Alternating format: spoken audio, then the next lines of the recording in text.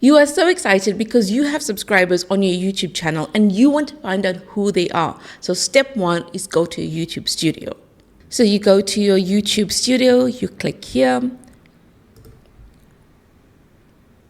And then under your comments, you will see recent subscribers, last 90 days. Click on see all. And this will show you your subscribers within the last 90 days. It actually shows you the date that your subscribers have actually subscribed to your YouTube channel. And it also shows you how many subscribers they have on their YouTube channel. And you can also go to lifetime. You know, you will often have subscribers who have different numbers of subscriber counts.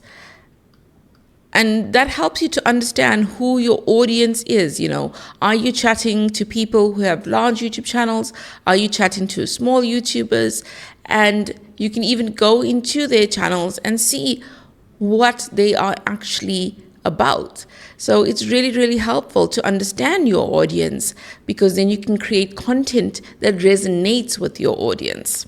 Now, you may not be happy with your background that you're using for your YouTube videos. So I created a video about how to create a fake background that looks 100% real. Go and watch that video next. And remember that YouTube, it takes time to grow your channel. Be kind to yourself along the journey and have a fantastic week.